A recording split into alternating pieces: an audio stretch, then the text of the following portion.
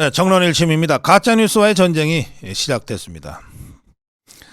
오늘 국회는 김어준의 가짜뉴스판으로 완전히 오물을 뒤집어 썼습니다. 그리고 이 좌편향 언론들도 전부 이 김어준의 가짜뉴스를 도배질을 하면서 탄핵몰이, 내란몰이에 나섰습니다. 김어준이는 오늘 과기정통위원회 전체회의, 과방위 회의에 참고인으로 출석했습니다. 그러면서 이렇게 시작합니다. 지금부터 말씀드릴 내용은 사실관계 전부를 다 확인한 것은 아니라고 전제하고 말씀드린다. 이게 사실은 이게 쫄보예요.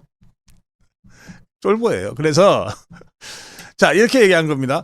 지금부터 말씀드릴 내용은 사실은 거짓말입니다 하고 말씀드리기 시작한 거예요. 아니, 예. 그러면서 한 거짓말이 뭐냐면 누군가가 제보를 했다는 건데 그 누군가는 그 제보자니까 밝힐 수 없다는 거예요. 그 누군가가 있는지 없는지 아니면 김어준이 이가 머릿속에서 상상한 것인지는 아무도 모릅니다. 김어준의 이제 주장은 이렇습니다. 체포조가 아니라 암살조가 가동됐다. 한동훈이를 잡아다가 사살하라는 명령이 내려졌다는 제보를 받았다. 그래서 이 암살조를 김병주, 그 더불어민주당의 군대를 계속 쪽팔리게 만드는 그 별 4개짜리 그 김병주라는 자 있죠. 이 자한테 암살조다, 체포조가 아니라 암살조다라고 제보한 사람이 저다 이랬어요. 지가 김병주한테 연락했다는 거예요. 그런데 그러면 이 김어준이가 누군가로부터 연락을 받았는데 이건 못 밝히겠다는 거예요. 그리고 이 사람의 제보는 기본적으로 사실관계 확인을 해야 되는데 자기는 아직 다 확인을 못했다는 겁니다.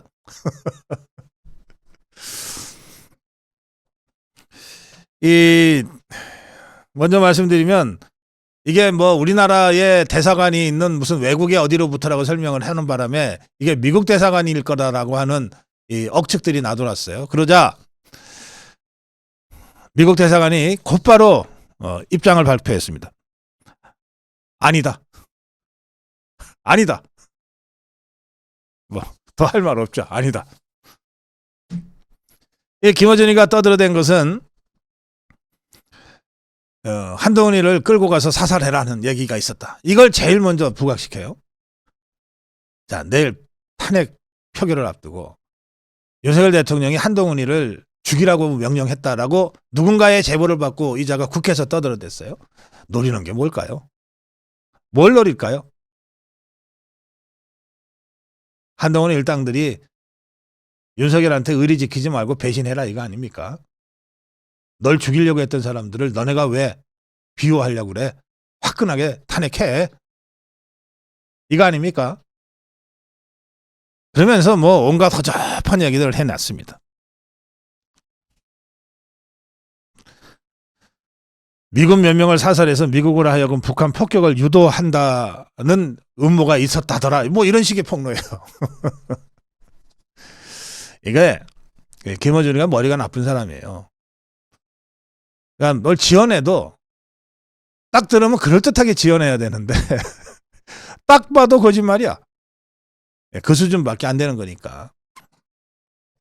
미국 대사관이 가장 먼저 아니다 라고 했습니다. 또 김선호 국방차관, 장관 대행입니다. 그런 사실 없다. 그런 사실 없다. 아니 뭐 체포조가 아니라 암살조라면 체포조가 계엄군 체포조를 얘기하는 거니까 암살조도 계엄군 암살범 암살조를 일테고 그러니까 이건 국방부 관할이니까 국방차관이 사실관계 확인해서 그런 사실 없다 딱 잘라버렸어요.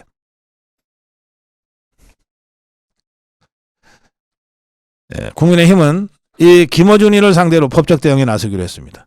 국민의힘 미디어국은 김어준을 명예훼손죄로 고발할 예정이다. 그러면서 제보자의 신원을 밝힐 수 없다. 근데 제보자의 제보가 사실인지 아닌지는 다 확인은 못했다. 이렇게 얘기했잖아요. 제보자의 신원을 밝힐 수 없다. 저도 수많은 제보를 받습니다. 저도 제보자의 신원을 밝힌 적 없어요.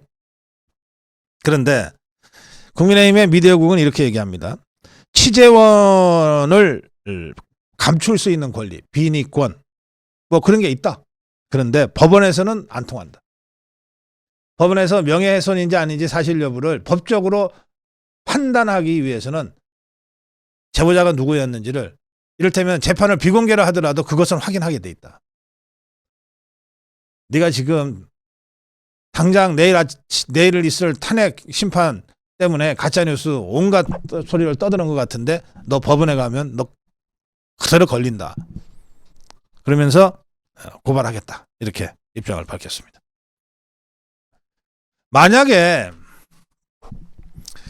자유파 국민들 중에서 저한테 여러 가지 그 의견을 주시는 분들이 많고 또 때로는 제보를 해오시는 분들이 많은데 제가 공개적으로 말씀드릴게요. 여러분들이 저한테 주시는 제보, 그의 종북주사파의 범죄 행각들과 관련된 제보들이 다수입니다.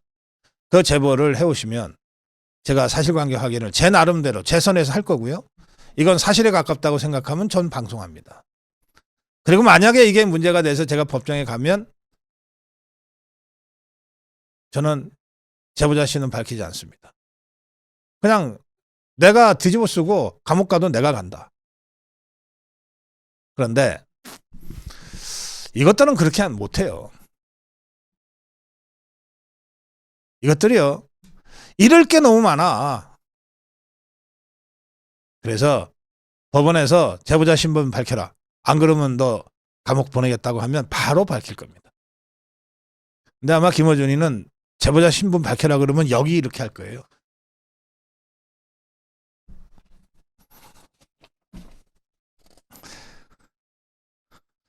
권성동이 역시 원내대표가 되고 난 다음에 이 오랜 경험과 특히 탄핵 상황을 한가운데서 뚫고 왔다는 그 이 경험이 도움이 많이 되는 것 같아요.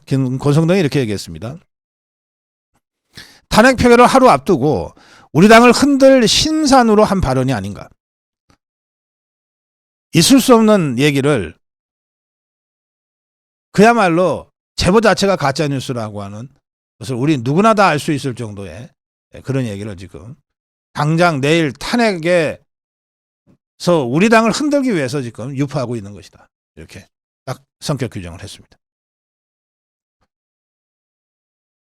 또 나경원은 부정확한 정보, 일방적 주장이 난무하면서 모두가 과열돼 가고 있다. 김어준과 민주당은 근거 없는 제보를 유포하고 괴담과 가짜뉴스를 재생산하며 부추기고 있다. 생각해보라. 박근혜 대통령 탄핵 당시에 쏟아졌던 그 수많은 가짜뉴스가 모두 가짜뉴스로 드러나지 않았느냐. 지금은 그때보다 더하면 더했지 덜하지 않다. 자, 근데 김어준이가 이렇게 푸더득 되면서 그러니까 가짜뉴스를 이제 국회를 통해서 토해냈어요. 이재명이가 뭐라 그랬을 것 같습니까? 이재명이가 이랬어요. 어처구니가 없는 일 해놓고 난 다음에 자, 잘 들어보세요. 뭐라 그랬냐면 충분히 그런 계획을 했을 만한 집단이다 이랬어요. 그러니까 이재명이는 김어준이가 한 말에 동의한다든지 뭐 그 말을 다시 되풀이한다든지 하질 않아요. 그런데 충분히 그런 계획을 했을 만한 집단이라고 하는 지 생각만 한마디 간단하게 던졌어요. 그런데 이걸 갖고 이재명이가 이재명이도 이걸 사실이라고 했대라고 좌파들이 떠벌리고 다니는 거예요. 그런데 막상 이게 문제가 되면 아니 내가 뭐라고 그랬는데요. 저는 충분히 그런 계획을 했을 만한 집단이라고밖에는 얘기한 적 없어요. 라고 빠져나가려고 하는 거죠. 예. 김어준이하고 이재명이를 나란히 세우면 진짜 밥맛 없겠네. 생각하는 것만으로도. 국민의힘의 미디어 특위 위원장 이상희 의원이 있죠. 미디어 특위가 김어준이가 기다렸다는 듯 음모론을 유포하고 있다는 제목의 성명서를 냈습니다. 상습 음모론자 김어준이가 떡 본 김에 제사 지내려고 하는 듯하다. 김어준이는 오늘 과방위 참고인으로 출석해서 믿기 힘든 주장들을 쏟아냈다. 한동훈 당대표 암살, 북한 군복 매립, 생화학 테러 등을 제보를 하면서 공개했다. 김어준은 최근 윤석열 대통령과 한동훈 대표가 청담 등에서 술자리 가졌다는 허위 사실을 퍼뜨린 바 있고 서희초 교사 사건 때 국민의힘 소속 현직 3선 의원 연루되었다는 설을 날조했고 후쿠시마 오염 처리수 방류와 관련해서 수도꼭지를 틀면 오염수가 계속 나온다는 괴담까지 퍼뜨리면서 사회적 혼란을 부추긴 전력이 있는 자다. 천안함 침몰, 부정선거 음모론 등이 있는 곳에 항상 김어준이가 있었다 해도 과언이 아니다. 과방위에서 참고인 신분으로 출석한 김어준은 위증죄 적용을 피할 수 있는 위치에서 믿기 힘든 주장을 마구 늘어놓았다. 이러한 그의 발언은 정확한 근거도 없고 사실 확인이 전혀 이루어지지 않은 상태에서 나온 것이다. 심지어 민주당 내부에서도 김어준의 주장의 신빙성을 의심하는 목소리가 나오고 있다. 김어준에게 분명히 경고한다. 지금까지 뱀 같은 혀 놀림으로 혹세무민했던 대가를 이자까지 쳐서 갚아야 할 것이다. 김어준의 주장이 사실이 아니라면 이렇게 확인되지 않은 음모론을 국회의 공식 석상으로 끌어들인 민주당과 최민희 과방위원장 응분의 책임을 같이 져야 할 것이다. 정론 일침이었습니다.